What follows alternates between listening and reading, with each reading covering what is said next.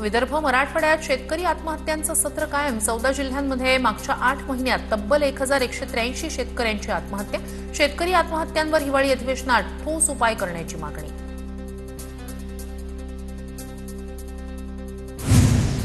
विधान भवनाच्या पायऱ्यांवर विरोधकांचं आंदोलन। शेतकऱ्यांच्या प्रश्नांबाबत विरोधक आक्रमक। कर्जमाफी करा, सोयाबीनला भाव द्या, विरोधकांची घोषणाबाजी। सोयाबीन खरेदीचे निकष कठोर केल्यानं शेतकऱ्यांवर खासगी बाजारपेठेत विक्रीची वेळ। अधिवेशनात मुद्दा मांडत आमदार श्रीजया चव्हाण यांच्याकडून सोयाबीनच्या शासकीय खरेदीचे निकष शिथिल करण्याची मागणी। शिक्षकांना राज्य सरकारनं टीईटी पासून संरक्षण देण्याच्या मागणीसाठी आंदोलन। राज्यभरातील शिक्षक संघटनांचं नागपूरमध्ये आंदोलन। नागपूर विधान भवनावर चॉकलेट मोर्चा। मुख्यमंत्री युवा कार्य प्रशिक्षणार्थी सहाय्यक संघटनेचा चॉकलेट मोर्चा। 11 महिने प्रशिक्षण देऊन सरकारनं वाऱ्यावर सोडल्याचा विद्यार्थ्यांचा आरोप। कोल्हापुरात शासकीय कर्मचाऱ्यांच्या वैद्यकीय बिल मंजुरीसाठीची टक्केवारी। ठाकरे सेनेचे उपनेते संजय पवार यांनी प्रकार केला उघड। जिल्हा शल्य चिकित्सकांच्या कार्यालयात सापडली टक्केवारीची नोंदवही। जालन्याच्या भोकरदन तहसील कार्यालयासमोर शेतकऱ्यांचं ठिय्या आंदोलन। मंजूर घरकुलाचा निधी देण्यासाठी अधिकारी पैसे मागत असल्याचा शेतकऱ्यांचा आरोप। मालेगाव गुजरात महामार्ग शेतकऱ्यांनी रोखला। वीज वितरण कंपनीच्या अनियमित आणि दुर्लक्षयुक्त कारभाराविरोधात शेतकरी संतप्त। कांदा डाळिंब उत्पादक शेतकऱ्यांना वेळेवर वीज मिळत नसल्यानं शेतकरी संकटात। नाशिकच्या तपोवनमध्ये काँग्रेसकडून वनभोजनाचं आयोजन। सोनिया गांधी यांच्या वाढदिवसानिमित्तानं वनभोजनाचं आयोजन। तपोवनातील वृक्षतोडीच्या विरोधात काँग्रेसकडून अनोखा आंदोलन। तपोवन परिसरात वृक्ष वाचवण्यासाठी आंदोलन। नाशिक रोडच्या भजनी मंडळाच्या महिलांचा आंदोलनात सहभाग। भजनी मंडळातील महिलांनी प्रात्यक्षिकं सादर केली। नाशिकच्या नैताळ्यातील ग्रामस्थ आणि श्री मतोबा महाराज भाविक आक्रमक। नाशिक छत्रपती संभाजीनगर राज्यमार्गावर रास्ता रोको। श्री मतोबा महाराज यांच्या चांदीच्या 3 किलोच्या 2 मूर्ती आणि दानपेटीतील 2 रोख रक्कम चोरी प्रकरणी रास्ता रोको। ऊस दर निश्चित करा, अन्यथा कारखान्यासमोरच कोयता बंद आंदोलन करणार। ऊस उत्पादक संघर्ष समितीकडून गंगाखेडच्या G7 कारखान्याला निवेदन।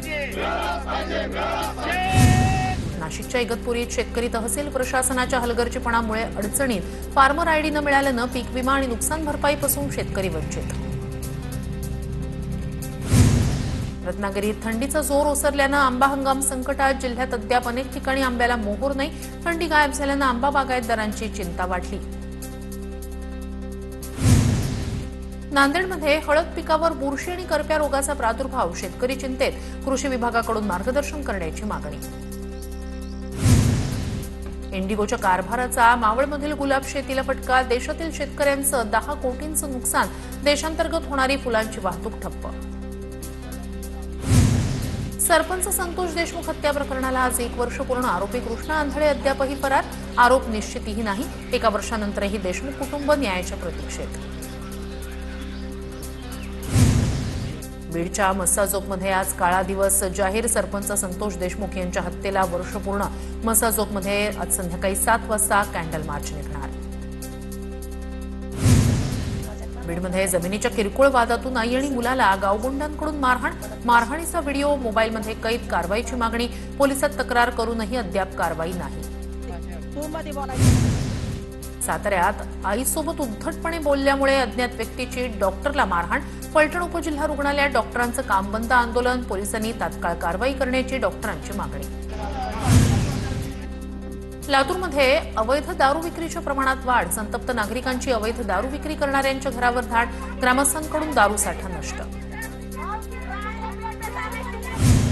वसईत भर दिवसा ज्वेलर्स मालकावर चाकू हल्ला करून दरोडा। दुकानातील दागिने लुटून दरोडेखोर फरार। हल्ल्यात ज्वेलर्स मालक जखमी। सराफा व्यापाऱ्यावर रुग्णालयात उपचार सुरू। सोलापूरच्या मंगळवेढा तालुक्यातील लक्ष्मी दहिवडी जिल्हा परिषद शाळेत 4 महिन्यांपासून डमी शिक्षक। लाखभर पगार घेणाऱ्या शिक्षकांना 7,000वर नेमली खासगी शिक्षिका। शाळेच्या बोगस कारभाराच्या चौकशीची मागणी। धाराशिवमध्ये दिशा समितीच्या बैठकीत जलसंधारण अधिकाऱ्याचा जप करतानाचा व्हिडिओ व्हायरल। बैठक सुरू असतानाच हातात माळ घेऊन जप करत असल्याचा व्हिडिओ समोर।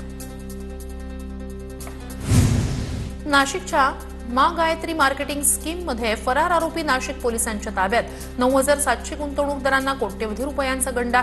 स्कीम मध्ये पैसे भरून एलईडी टीव्ही देण्याचं आश्वासन देण्यात आलं होतं. धाराशिवच्या साई कला केंद्रात नृत्य करणाऱ्या महिला आणि प्रियकरात वादातून 25 वर्षीय प्रियकराची आत्महत्या. मयत प्रियकराच्या पत्नीचा फोन आल्यानं दोघांमध्ये वाद झाल्याची माहिती. येरमाळा पोलिसात गुन्हा दाखल.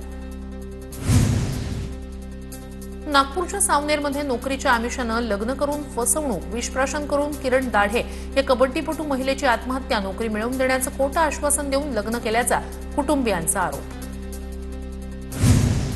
ग्रोबस आर्थिक फसवणुकी प्रकरणातील सुनावणी दरम्यान कोल्हापूरच्या तत्कालीन एसपी महेंद्र पंडित यांना कोर्टानं झापलं. नेमका तपास काय केला याचे अॅफिडेव्हिटसह माहिती सादर करण्याचे कोर्टाचे निर्देश.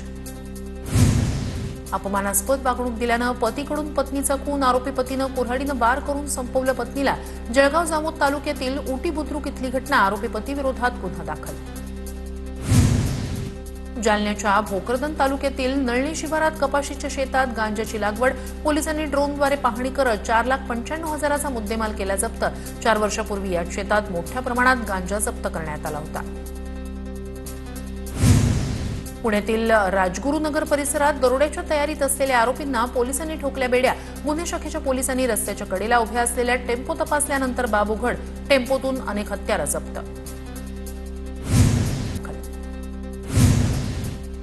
हिवाळी अधिवेशनादरम्यान घेतलेल्या बैठकीत कोकणातील हापूस आंब्याच्या भौगोलिक मानांकनावर चर्चा.